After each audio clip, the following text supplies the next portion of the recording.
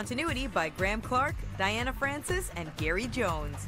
Technical production by James Perella and Todd Reimer. Story editing by Gary Jones. With special thanks to Katie Ellen Humphreys, David Pride, and Emily Ferrier. Executive producer of CBC Radio Comedy is Lee Pitts. And thanks to everyone at the Danforth Music Hall in Toronto. You're listening to CBC Radio 1. CBC, always here for Canada. A shortage of anesthesiologists in Canada often means postponed operations and procedures. The solution? Training and hiring anesthesia assistants.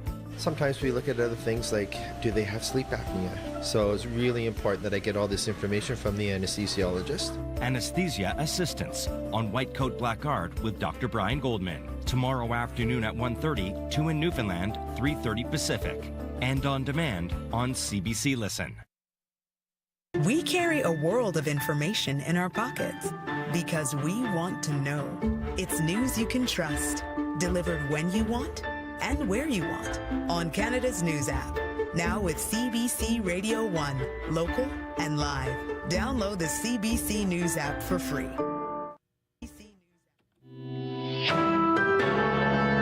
This is CBC News. Good afternoon, I'm Julie Buckingham. In downtown Winnipeg, it's mainly sunny and minus 13. Staying sunny this afternoon and warming up to minus 8. Manitoba businesses will be getting some help from the provincial government when it comes to AI. Today, Finance Minister Adrian Sala was speaking at a Manitoba Chamber of Commerce breakfast to promote yesterday's budget. He announced a new $2 million fund that will partner with the Manitoba and Winnipeg Chambers of Commerce to provide AI training. To target small and medium-sized businesses, and this funding will dismantle common barriers to AI adoption and provide information to businesses who are wanting to use AI. So we're really proud of this partnership and looking forward to working with Chuck and the Chamber Network on that important move forward with AI. Sala says the training will help businesses in this province unlock the productivity potential AI can provide. Once underway, it will include workshops, webinars, and mentorship programs. The president of the Manitoba Electric Vehicle Association understands why the province is removing Teslas and Chinese-produced EVs from the rebate program. The move came in yesterday's budget. Currently, Manitoba rebates $4,000 for used EVs and $2,500 for used ones. James Hart says he has mixed feelings about the move. I get why they're doing it. I understand. And I think it does send a great message. It used to be worse because Teslas were kind of the readily and kind of only available electric vehicle. Right now, we have so many other choices that I don't know if it's going to impact us as much as it would before. Hart hopes other vehicle companies who do qualify for the rebate will bring in more vehicles to the Manitoba market as a result. A local economist says if the NDP government was concerned about how tariffs would affect businesses, it would have been more conservative about revenues. Phil Soren says the province is being overly optimistic in its projections of income tax revenues and retail sales tax inflow. Soren says in a trade war, it's important to remain calm. He says the NDP are sending the opposite message by canceling rebates on Teslas and Chinese-made EVs. Those two seem to signal things that you probably don't want to signal to both the U.S. and China. It may play sort of in supporting Canadian provinces, but it doesn't seem like that's something that is wise in the long run. Soren says the province should focus on 3 key areas: its own source of revenue, transfers from Ottawa, and healthcare costs. The Canadian Taxpayers Federation is critical of the government's plan to bring back bracket creep.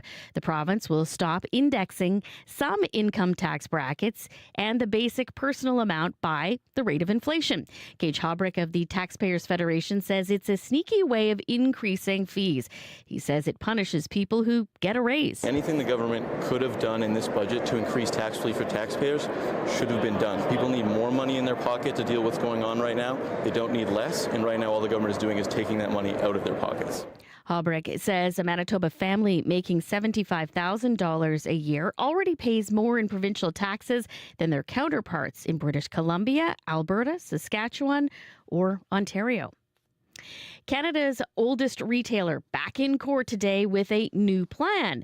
The Hudson's Bay is asking an Ontario court for permission to start liquidating the company's assets. But now it says it hopes to save 6 stores. Paula Duchek has the latest.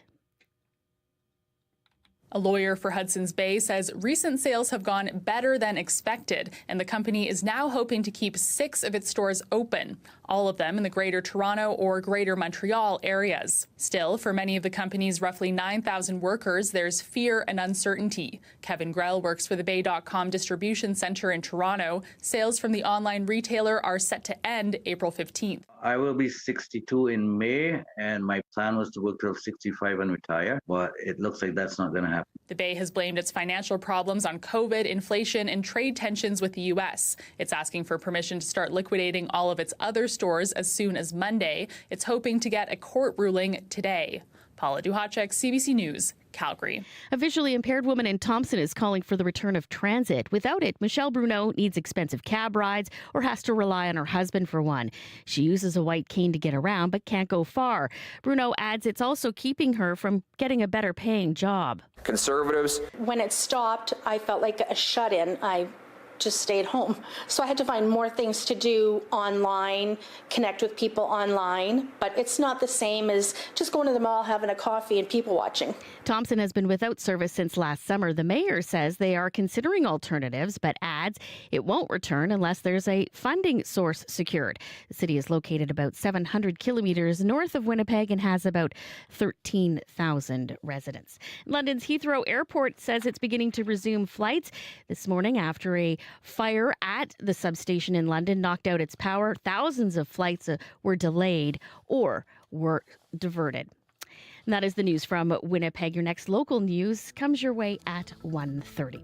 Turning to your forecast, Winnipeg, tons of sun on the way today. Cooler, high -8. Brandon, sunny and -9. Dauphin, Flin Flon, the Paw, all sun and -11. Thompson, sun cloud mix -12. Churchill, -18.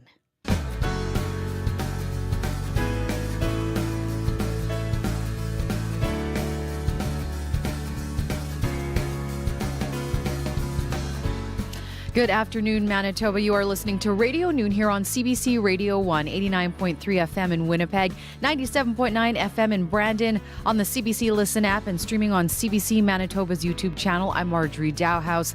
Thank you for joining us. Here's what's coming up on the show today.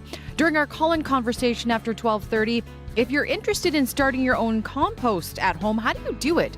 Where do you start? A composting expert will join us to take your questions coming up. Also, not in service. Bus service in the city of Thompson has been halted since last year and has left some residents with little to no options. We're going to hear more coming up at 12:10. But first up, the mayors of border communities across Canada are calling for urgent support for their communities.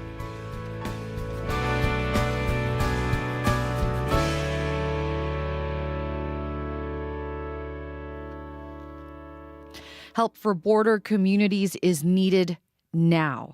Border community mayors and business leaders held a press conference last hour.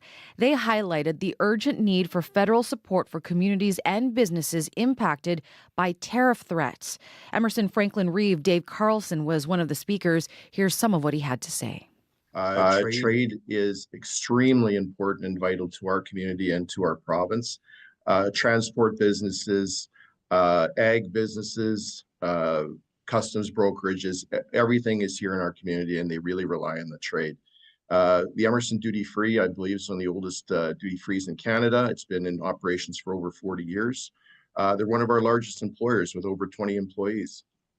I know that since the pandemic that they have suffered mightily for no fault of their own. You had a pandemic that shut down the border, and now you have potential full-on trade war that will affect their business even further. So we would like to see some supports from the federal government for our small businesses and for the duty-free. They are a big network across Canada and I believe that they are a vital cog in our trading and relationships with the United States. So we would like to see those supports because we don't want to see these businesses go away.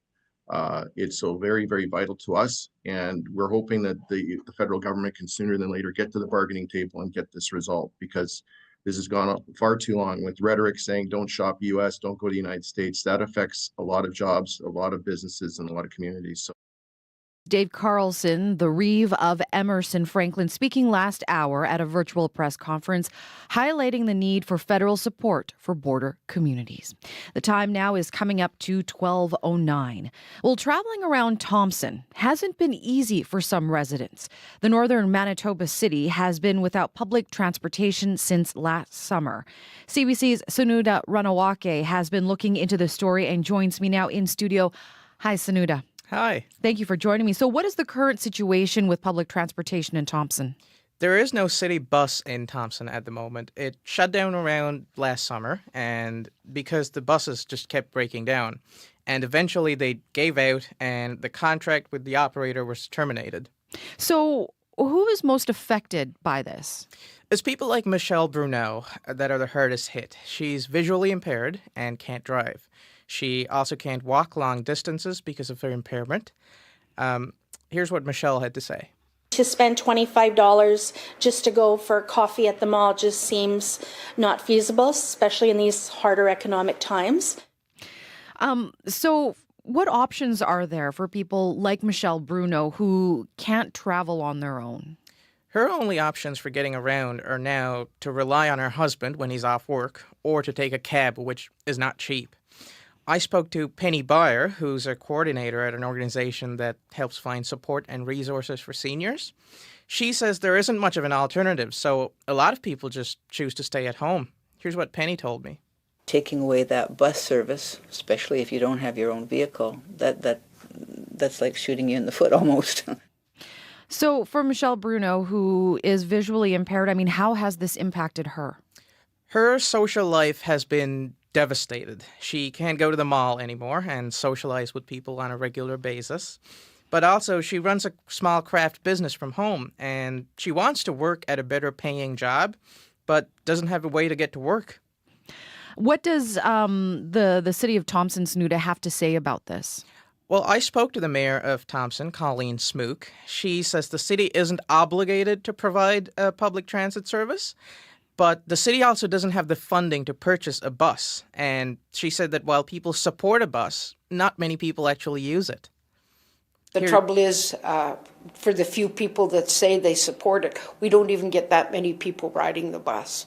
So if everybody that said we needed a transit system would ride the bus, we could likely get a bus. So, Sanuda, where does this leave people that rely on transit, people like Michelle Bruneau? Well, Bruneau is worried. She knows her vision will never improve, which means she will never drive. She knows the bus doesn't pay for itself, but says it's a necessity that many people, just like herself, rely on. Sanuda, thank you so much for this. Thank you. That is CBC Sanuda Ranawake. You can read and see Sanuda's full story on our website at cbc.ca/Manitoba. Every corner of Canada deserves a voice. Local news connects us from coast to coast to coast. CBC is expanding local news locations all over the country, and we're looking for storytellers. Help us tell your story and make a difference in your community. Visit cbc.ca/workwithus to apply today. It is 12:12 and you're listening to Radio Noon here on CBC Radio 1, 89.3 FM in Winnipeg, on the CBC Listen app and streaming on CBC Manitoba's YouTube channel. I'm Marjorie Dowhouse. Still ahead here, the Winkler Museum and Archives is getting a new home after it lost its current spaces. We'll take you on a tour of where their future home will be coming right up. But let's talk about your forecast today here in Winnipeg. High of -8. What a change over the last 24 hours. Mainly sunny today, north wind at times gusting to 40. Clear tonight and a low of -15. Mix of sun and cloud tomorrow will warm up to a high of -3. Saturday night, though, we're looking at periods of snow between 2 to 4 centimeters and a low of -6. Sunday, periods of light snow ending in the morning and then cloudy and a high of -1.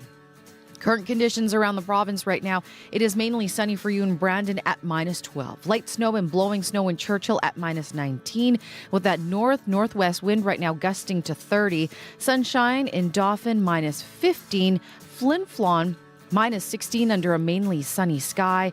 At this hour, in the Paw, sunshine and -17, -18 and mostly cloudy in Thompson. And in Winnipeg right now, it is -12 at the Forks, -11 at the airport under a mainly sunny sky.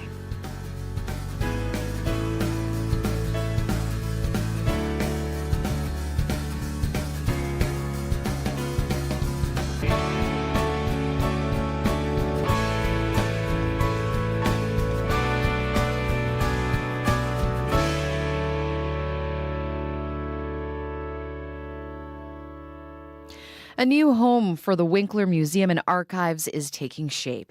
The museum was forced to look for a new space after it lost its archive space at the library, and the lease for the Heritage Museum at the Southland Mall ran out.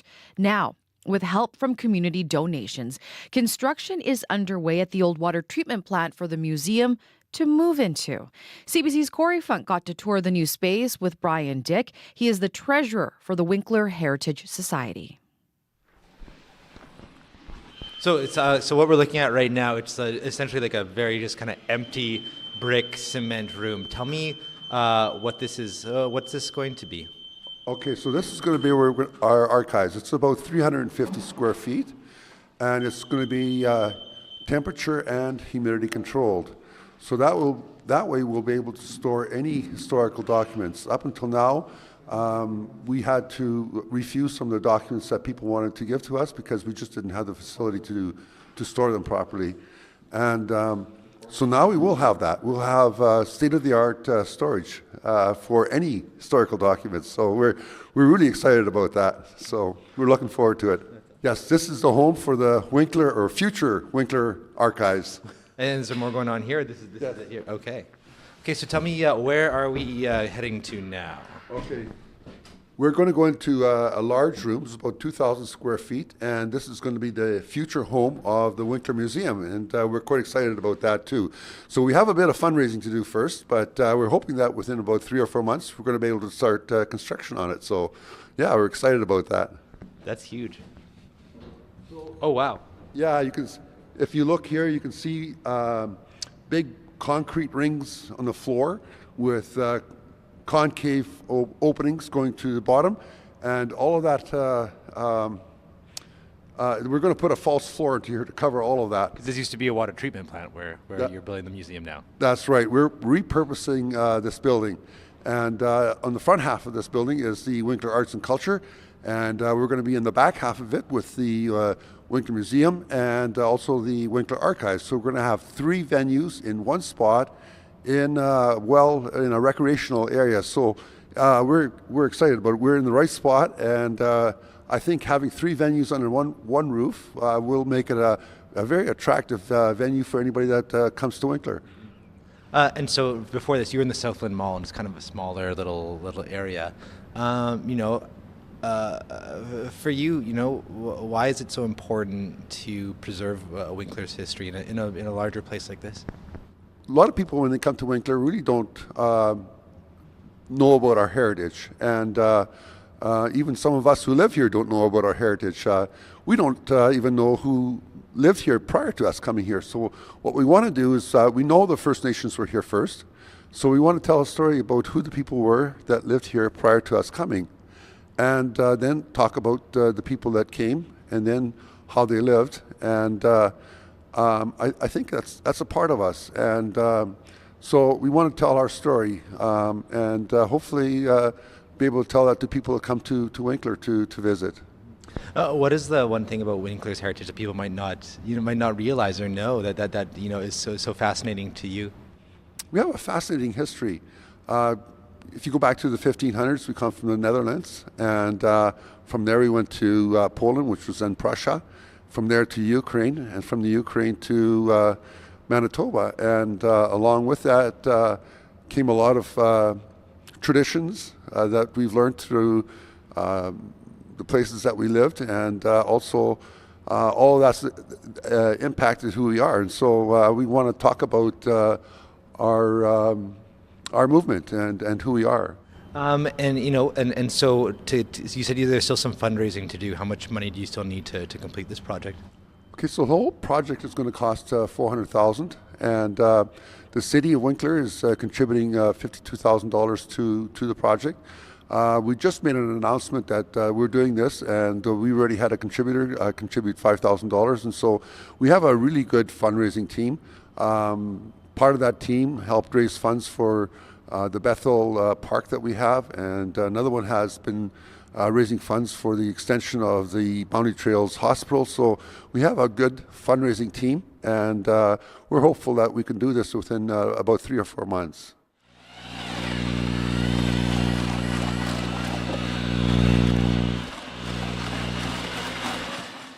That is Brian Dick, the treasurer of the Winkler Heritage Society. CBC's Corey Funk recently got a tour of the future home of the Winkler Museum and Archives.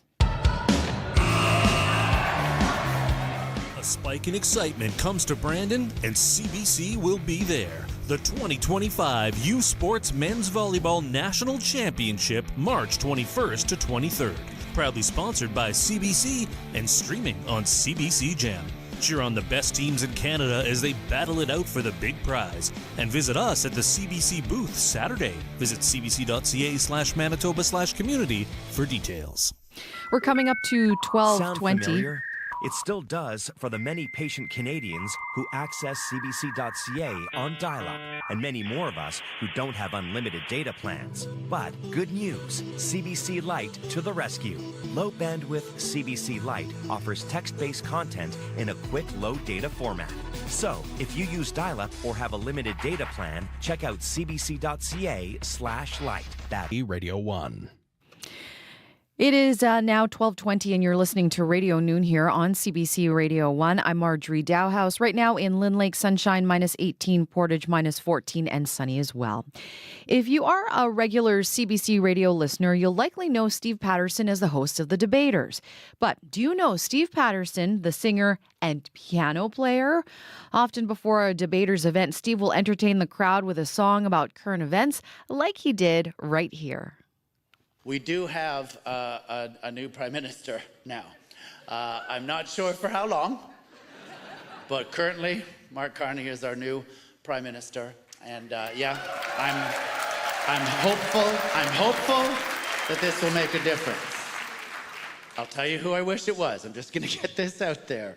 I wish our new prime minister was one of our old prime ministers, Jean Chrétien, because that's the guy we need right now. He has come back into the news, very proud Canadian, and he just tells it like it is. And I sort of wish we had a leader who would just tell it like it is. If he could get a meeting down there, we'd have everything solved. He would just take their leader's tie and be like, "You stupid son of a..."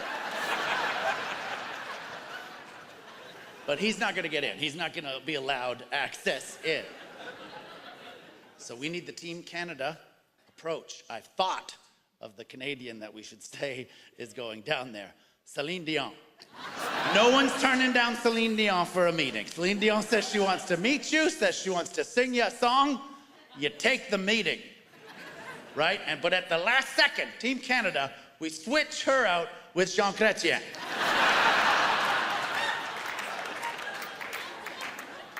That's crazy, Steve. What might that sound like? A little like this. Hit it, please.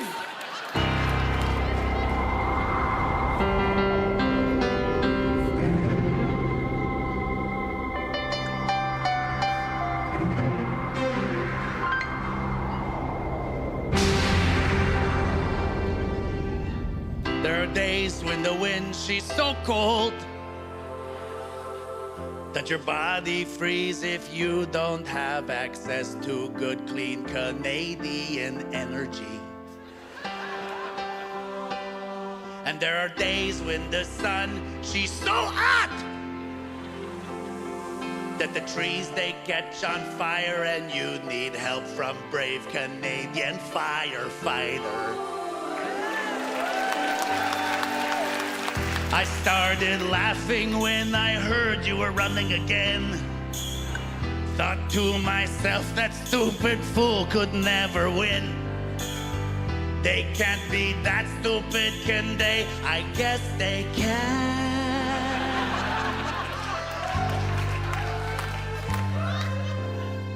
But if you tear off our this, we're gonna tear off your that. If you keep this crap up, I'll tear off your neck fat. You say 51st date, I say n'est pas to that. I've been gone for a while, but I guess I'll come back for this.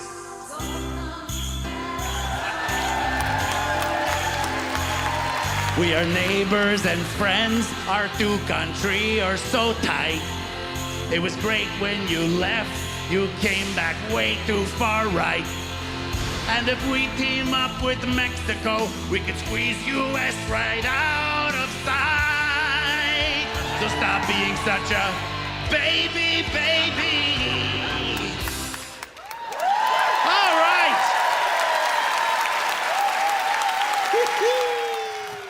That is Steve Patterson, host of CBC Radio's The Debaters, and perhaps one of the very few songs in the world about tariffs. Tune into The Debaters tomorrow at 1 p.m. here on CBC Radio 1. You can also find this episode on The Debaters podcast at cbc.ca/thedebaters or also on the CBC Listen app. It is 12:24 now. Well, in honor of the 2025 Juno Awards, the CBC Music Top 20 has taken on the task of ranking the best songs to have ever won Single of the Year. The list includes winning tracks from the category's inception in 1974 to the most recent winner 50 years later. Coming in at number 9 is a tune from Blue Rodeo. The second single off their debut album Outskirts took home the award back in 1989. Take a listen. This is Try.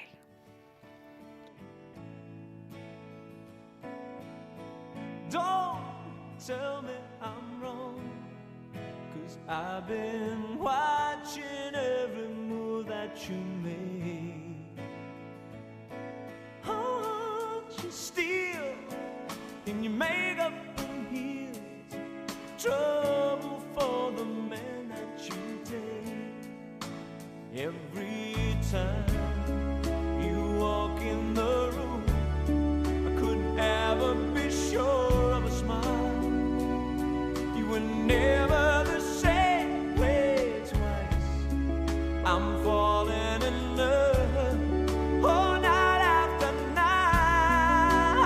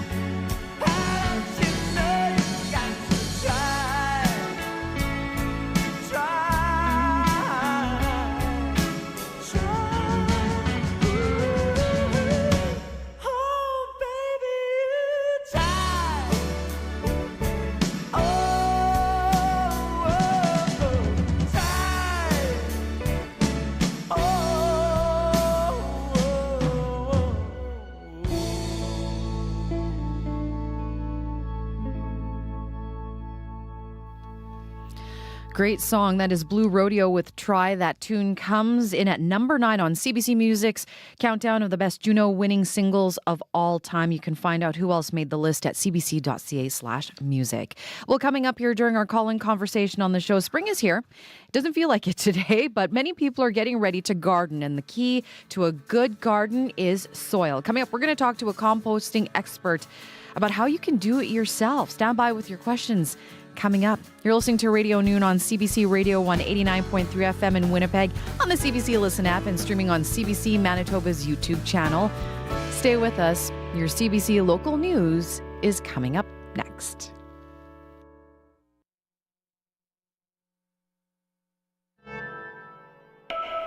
This is CBC News. Good afternoon. I'm Julie Buckingham in downtown Winnipeg at 12:30, sunny and minus 11. Staying with the sunshine for this afternoon. High heading up to -8. Tragedy on Lake Winnipegosis. RCMP receiving a report of a 70-year-old woman who had gone out for her usual walk with her dogs and didn't return. A family member went to the area, finding one of the pets sitting out on the ice. Mounties and the local fire department responded to the search, which included areas of open water. She was located under the ice and recovered but pronounced dead at Dauphin's Hospital. Some Manitoba border communities want federal support for businesses affected by tariffs and lower cross-border travel. Emerson Franklin Reeve, Dave Carlson says the trade war is challenging business and transport in the ag sectors, as well as the nearby duty-free shop. Carlson says businesses are just recovering from the pandemic.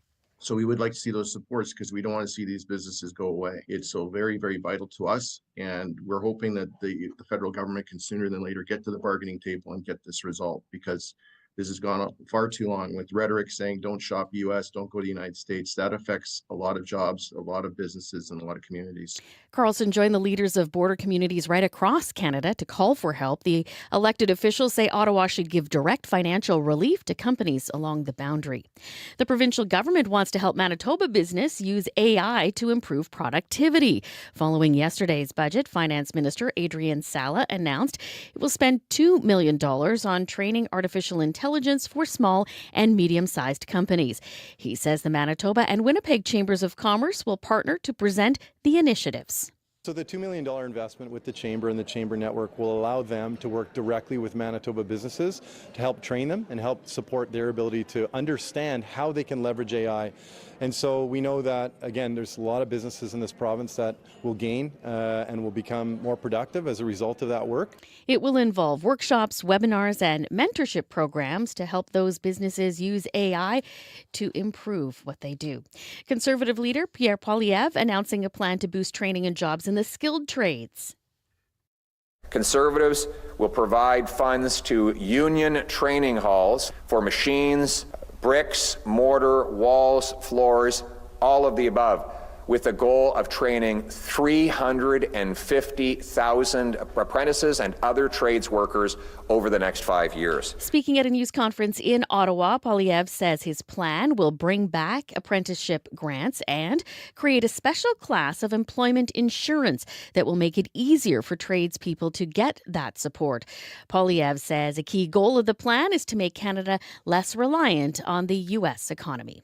That is the CBC News from Winnipeg. Your next local CBC News is at 1:30. Thank you very much, Julie. My pleasure. That is Julie Buckingham with your CBC Local News. You are listening to Radio Noon here on CBC Radio 1, 89.3 FM in Winnipeg, 97.9 FM in Brandon.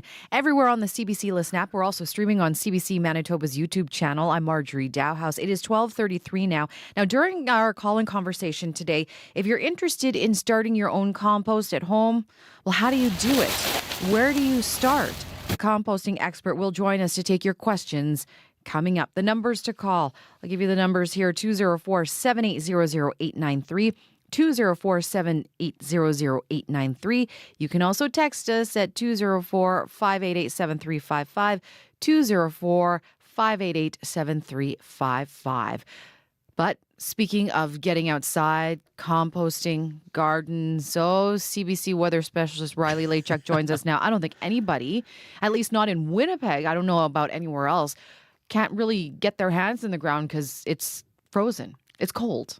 That north wind is biting out there right now. It was, as expected, my walk in this morning, a tad bit miserable. Oh, no. The sun was nice, Yes. but that north wind. That's a trade-off, right? It's biting, I know. Yeah. Were you dressed appropriately, Riley? I have to ask. I Okay. always dress for the weather, but Right, because you know the weather. it didn't help. Didn't really help. Minus 11 in Winnipeg right now. Looking at temperatures, barely a temperature on the map right now above minus 10. Melita, Sprague, the exceptions at minus 9 at the moment, and closer to minus 20 along the Hudson Bay coast. High pressure has cleared us out. It's really kind of flushed our system, got some of that remaining stratus cloud that's brought us that persistent chance of flurries over the last 2 days. It really is just kind of shuffled that out of the way. So we're looking at sunshine today. Sunshine or clear skies, I guess, overnight tonight. Sunshine into the daytime tomorrow. Once we get into the afternoon, though, we'll start to see some cloud building in west to east across the province. And this is associated with a weak system that's pushing across the southern prairies. Brings places like Brandon a slight chance of flurries tomorrow morning. Slight chance into the afternoon hours. But an incoming low from Montana brings us a better chance of some light snow. Really, Trans-Canada Highway and south. Maybe even as far north as Riding Mountain into Dauphin as we get into the evening hours, Sunday into Monday. I think this one has a better chance of bringing us in Winnipeg and really across southern Manitoba, a couple centimeters of snow as we get Saturday evening into the morning hours on Sunday. The bulk of the system does stay south of the border. So, I mean, we're not looking at some of the higher accumulations, but certainly I think here in Winnipeg, 2 centimeters, probably a good benchmark, maybe up to 5 centimeters locally. And into that Riding Mountain region, maybe even see up to 10 centimeters. So pretty minimal here in the Red River Valley and through southeastern Manitoba, but I think there will be some pockets where we do see up to 5 centimeters of snow through the weekend. Minus 8 for Winnipeg today, really looking at minus 6 to minus 8 degrees across much of southern Manitoba. Minus 12s through Gimli and Pinawa, as well as through Dauphin and Swan River and right into northern Manitoba. Breezy tomorrow, clouds build in the afternoon, minus 3. Periods of light snow into Sunday, minus 1, and then we're back up to 3s and 5s into next week.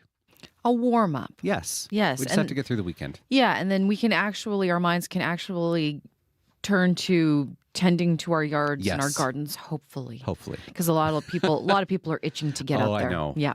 Oh, I know. Thanks a lot, Have Riley. a great weekend. You too. That is CBC weather specialist Riley Lechuk with the very latest on your forecast. And Riley will, of course, have more coming up on CBC Winnipeg News at 6 on CBC Television, also streaming on CBC Gem. The time now is 12:37. Well, for some of us, rising temperatures and melting snow means thinking about how to get that yard ready for gardening. That starts with a good foundation. Yes, good soil. Adding compost to your soil is a great way to give your yard that base. And a lot more people are composting themselves. We're opening up our lines to take your questions about composting, even vermicomposting if you've never heard of it before. Maybe you have a question of where do you start? How do you do it? Maybe you're already doing it. What difference has it made for your garden?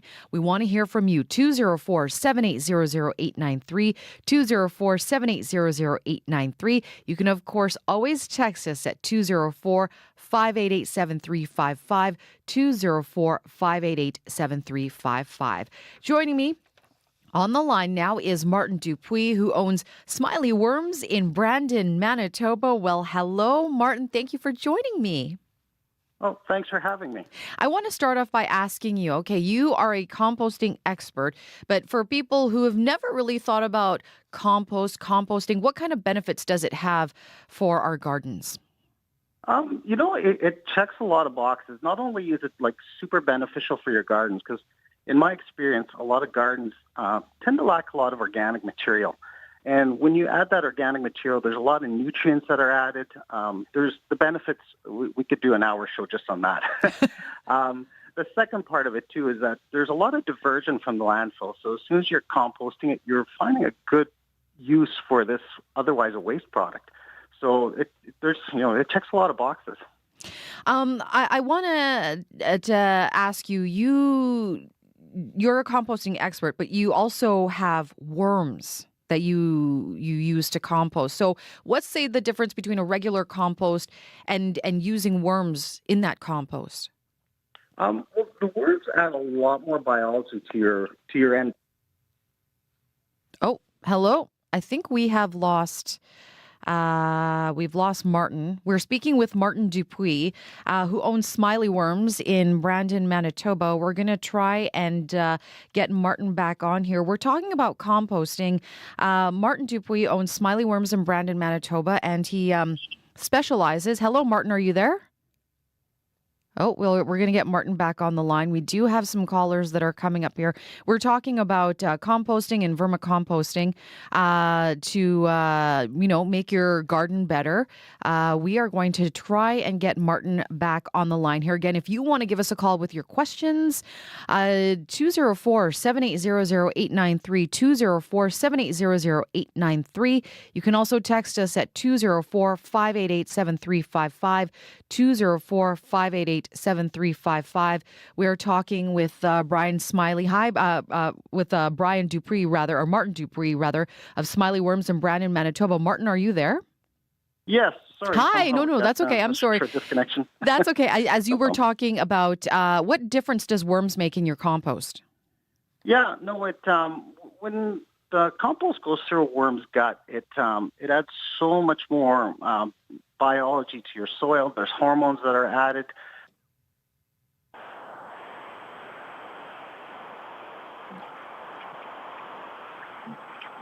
Okay, we'll try and get Martin to join us again. Martin Dupuis owns Smiley Worms in Brandon, Manitoba. We have some technical issues. We're trying to get Martin back on the line here. Martin, are you there?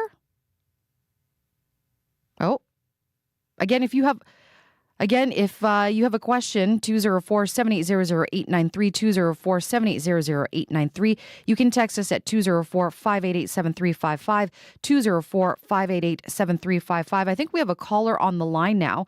Do we have Robert there? Hello? Hi, is this Robert?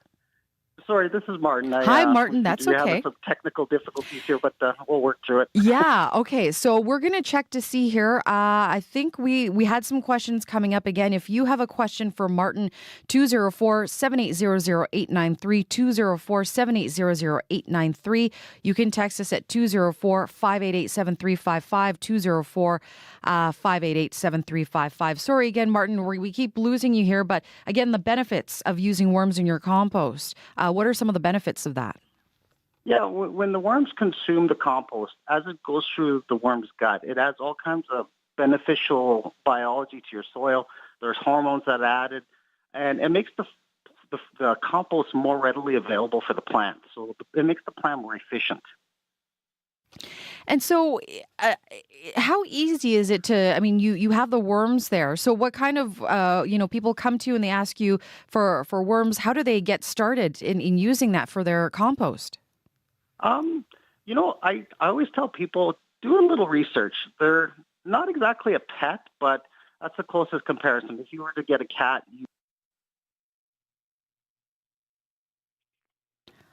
We've lost Martin again. We do have someone on the phone with a question, and hopefully we can get Martin back on the line to answer the question. Hi, who do we have on the line? Robert. Hi, Robert. What's your question or your comment? Well, I would tell you years ago, I'm 66, and before I was born, my father noticed there was no worms in the garden. But he noticed a half a mile away in the field there was worms, but it would take forever for them to get there. So he went out and filled up an ice cream pail and brought him back to the garden. And our garden, which is probably the size of 2 city lots, has produced wonderful all my life. So you're talking about how worms have actually produced some of the best soil that you've had. Yeah, they improve the soil. Yeah. And I go get some manure, or I got to get some pig or sheep manure because it's better than my cow manure because it's higher nitrogen and stuff like that. But every year, you find a farmer, get some manure, get some worms, put them in. You're set to go. Fantastic. Thank you so much, Robert. I think we have Martin back on the line. Hi, Martin. Hi. Hi. So we as we heard there from Robert, he says that, worms have actually given him some of the best soil he's ever had. Have you been hearing that from people who have come to see you at Smiley Worms? Oh, absolutely. It's kind of a little bit how we got started. Once I started doing my own, it's like, this is fantastic. And eventually it just took off from there. We are speaking with Martin Dupuis, who co-owns Smiley Worms in Brandon, Manitoba. We're talking about composting. Give us a call with your question, 204-780-0893, 204-780-0893. You can also text us at 204-588-7355, 204-588-7355. So here's a question for you, Martin. What can or you can't put into the compost? And especially I'm asking this because a lot of folks have been told that they can't put meat, they can't put bones in their compost, but you're saying that they can. Well, it's kind of you can, but I wouldn't category, I guess. Like, for instance, like a lot of people ask about putting pet waste in their compost. Technically, you can, but they bring along a lot of pathogens and potential problems. So you might be, unless you have access to, a lab and so on, you're not entirely sure if the composting process has killed the E. coli and the Salmonella and all these other pathogens that might come along, which could make you sick. You could put bones in there. You could put cheese and milk, but once again, you might have other problems where you might attract rodents. Nobody wants rodents in their pile, so you might say, okay, we'll pass on that one and we'll let the large industrial guys compost that, and we'll stick to things that we know are safe. Have you been finding that a lot of people have been coming to you to start their own compost? I know that some cities have composting programs themselves. I know we've had a pilot here in Winnipeg, but are you finding that a lot of people are just taking this on themselves? Oh, absolutely. Like, a big part of our business is we ship worms across Canada. We've had our worms in Nunavut, the Yukon, the East Coast. So there's an interest right across the country of doing it yourself. And to be honest with you, if it's a hobby or if they're trying to improve their garden, you're hard to find a hobby that's more interesting once you dig into it. We're speaking with Martin Dupuis, who owns Smiley Worms in Brandon, Manitoba. We're taking your composting questions here on Radio Noon, 204-780-0893, 204-780-0893. You can also text us at 204-588-7355, 204-588-7355. So I have a question, Martin. If you want to start this yourself, how do you even get started? I always tell people, do a little bit of homework so you know what you're getting into. You could go to our website, or you could just even go to YouTube. There's a lot of people posting videos of people starting their own bins. And once you have a better idea, because I imagine a lot of listeners are thinking, I don't get how that works, But once you see how it works, it makes perfect sense. And then from there, you can decide, it's like, yeah, I'd like to try this, or no, this is not for me. Are there different kind of worms that people can use for composting? Yeah, I think there's 7, to my knowledge, that are compost. There's thousands of varieties of worms in the world, but there's 7 in particular that have identified that are good composting worms. Tell us more about them. Yeah, we have 2 of them, but the most popular one, and they call it the red wiggler. It has a Latin name, but they're the most forgiving. Like, they'll tolerate wetter or drier conditions. They'll tolerate different foods. They'll tolerate pH better. They'll tolerate temperatures better.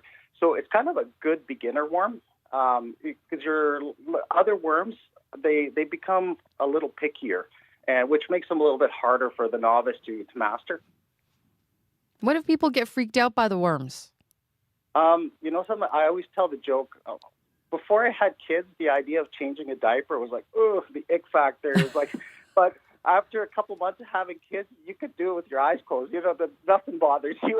And I think worms kind of fall in that category where you're like, you'll be digging in there in no time. You'll realize it's there's nothing to be. It'll grow on you. I guarantee it. You shouldn't be freaked out by it. Absolutely not. They don't bite. They don't. And once you start doing a little research on them, it's like, these guys are really interesting, Yeah. I want to ask you too about, do they work in the winter? Like, how do you do this in the winter? Did the temperature hurt them at all? Yeah, we do all ours indoors. And one of the tricks for raising pretty much any husbandry is you need to have a level of control. Like, we control the temperature of the building. We control how much moisture is in our beds. We control how much carbon and nitrogen we feed them. We'll control, like, even the worms need a grit. So we make sure there's lots of eggshells in there, because they're a little bit like a chicken where they need that grit to grind the food as it's going through their intestine. So all these factors play in to make it efficient. We do it indoors. We're speaking with Martin Dupuis, who co-owns Smiley Worms in Brandon, Manitoba. We're talking about composting.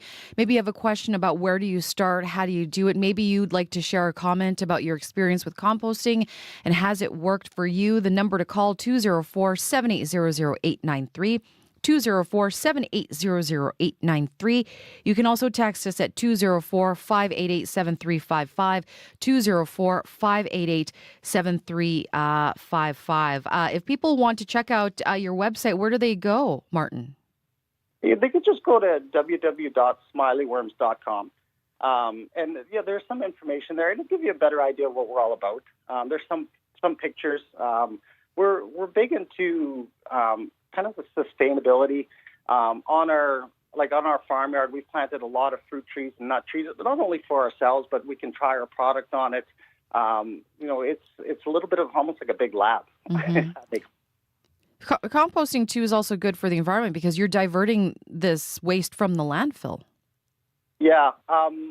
For anybody who's a homeowner or has to pay municipal taxes, the idea of how much money you spend on waste removal really hits home. It's like, okay, if we could divert a large portion of our organic waste to a usable product instead of just throwing it in the landfill, I think that's a win on so many levels.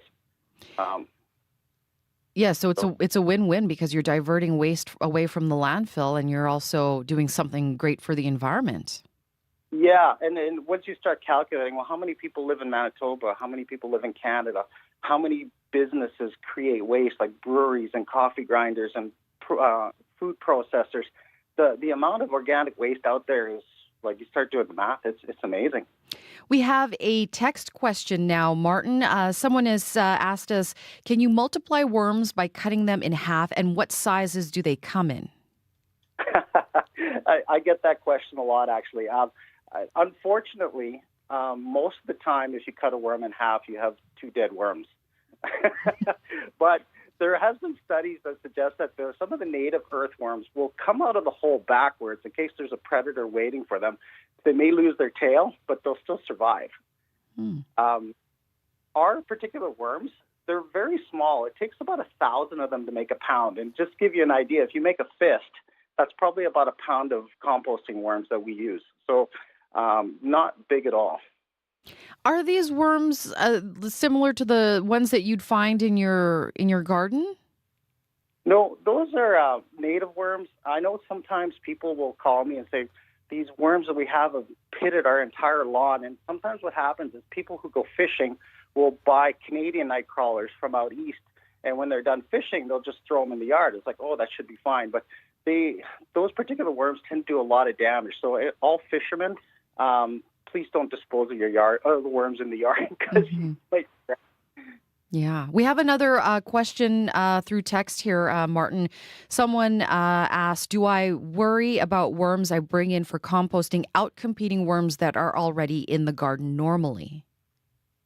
No, our particular worms, they don't do well in northern climates because they don't burrow.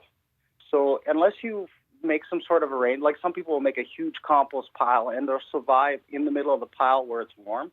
They don't burrow, so they're not evasive. They wouldn't survive the Canadian winter without some help. The weather is, we've been seeing temperatures kind of fluctuating up and down here recently in southern Manitoba, Martin. It's been warm, but it's been cold, and it's going to get warm again. Is it too early to start putting compost in your garden or to start this, to start composting at home at all?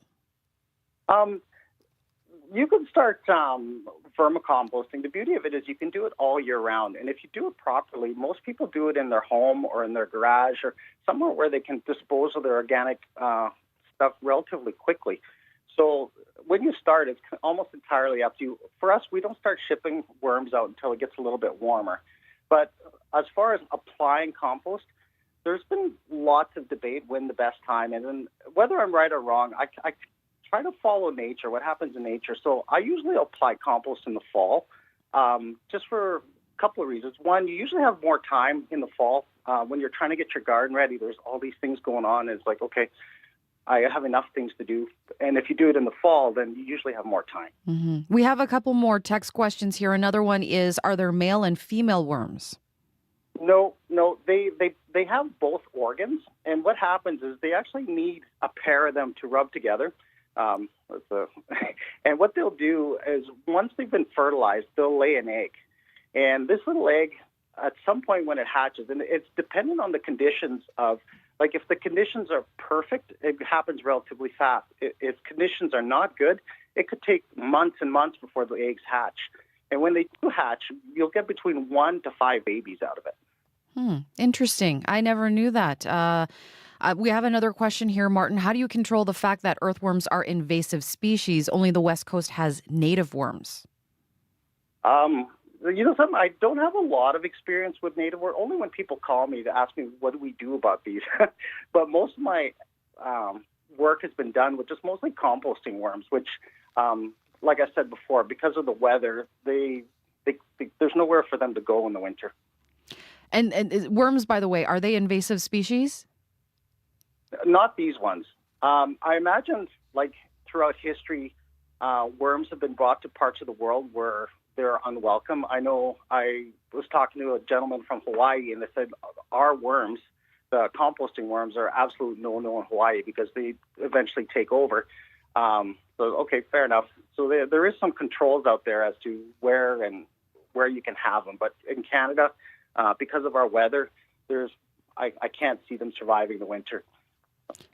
This has been really interesting. I've learned a lot from you, Martin. I really do appreciate you joining us, and I'm sorry for the technical difficulties, but it was absolutely a pleasure speaking with you today here on the show. Thank you so much. Well, thanks for having us. We'd like to kind of tell people what we do, and this gave us a good opportunity. Yeah, very interesting. Thank you again, Martin. That is Martin Dupuis, co-owner of Smiley Worms in Brandon, Manitoba. This is Michael Bublé, host of the Junos, Canada's biggest night in music. And trust me, this lineup is going to be everything. With performances by Aquila, Josh Ross, Nemesis, Snotty Nose Rez Kids, Tia Wood, a special final performance by Sum 41, and Michael Bublé. Now that's what I call a party. Don't miss the Junos, live March 30th at 8 Eastern on CBC and CBC Gem. And you're all invited. Sound familiar? It still does for the many patient Canadians who access cbc.ca on dial-up, and many more of us who don't have unlimited data plans. But good news, CBC Lite to the rescue. Low bandwidth CBC Lite offers text-based content in a quick low data format. So if you use dial-up or have a limited data plan, check out cbc.ca/lite. That's Radio 1. It is 12:57, and right now in Winnipeg, windy. North wind gusting to 30, -12 right now at the Forks, under a mainly sunny sky, -11 at the airport, on our way to a high of -8. Well, that brings us to the end here of Radio Noon. Thank you so much for joining us today and spending part of your lunch hour with us. I want to thank the crew on the show here today. Our tech is Abby Adiyemi, director and producer Wendy Parker, YouTube live stream director is Travis Peterson. I'm Marjorie Dowhouse. Have a wonderful weekend. We'll talk to you again on Monday, and stay tuned here to CBC Radio 1. Coming up next, CBC Podcast Showcase. Have a good one.